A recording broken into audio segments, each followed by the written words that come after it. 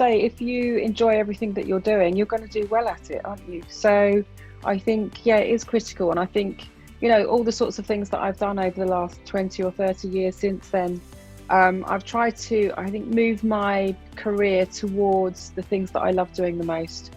And, so now I'm, a full-time professor at Durham University.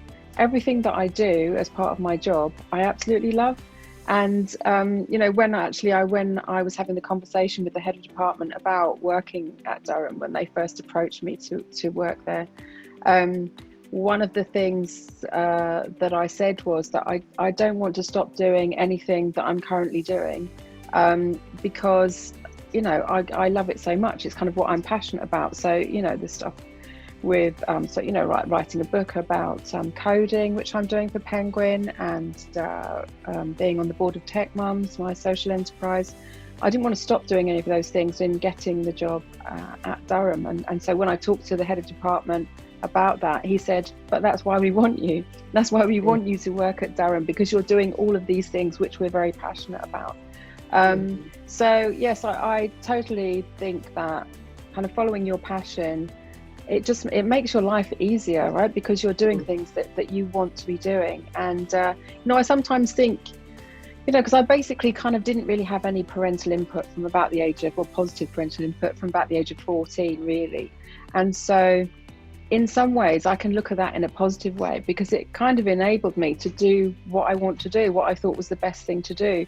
And I sometimes see people whose parents really want them to steer them towards taking a particular degree, going into a particular career.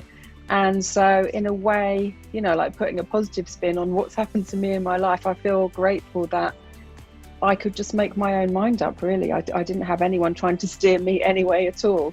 So I think, in my life, that's actually really helped me. It's helped me to end up where I am now. The fact that I didn't have someone trying to get me to do something I didn't particularly want to do.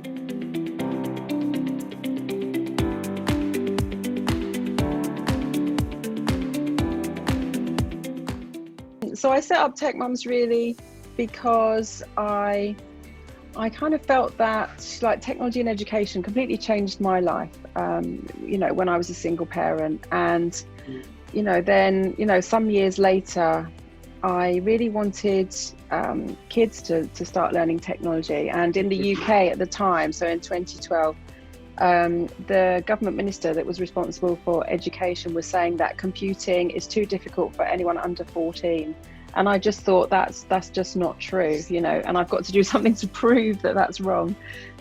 So we didn't really have much tech in schools at the time. I decided to run some app design and coding workshops with 7-year-old children in a local school. And so we ran those sessions across a day with I think like 120 kids at a local school.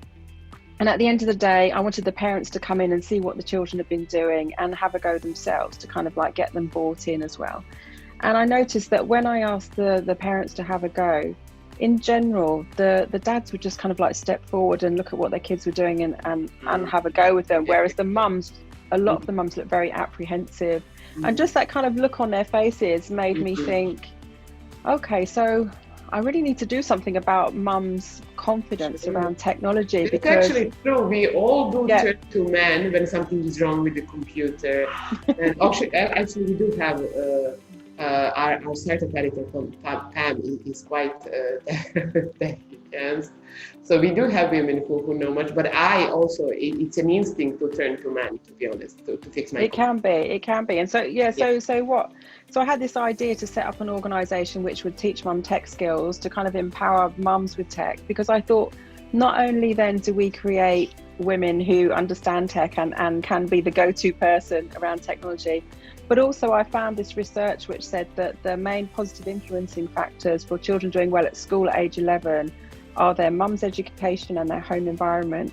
So I thought actually, we can affect the mums themselves, and we can create more kind of like women champions in tech, role models in tech, but also it's going to affect the children as well, in terms of the mums will create a more supportive environment around technology and encourage kids to go into tech as well, which of course affects both boys and girls.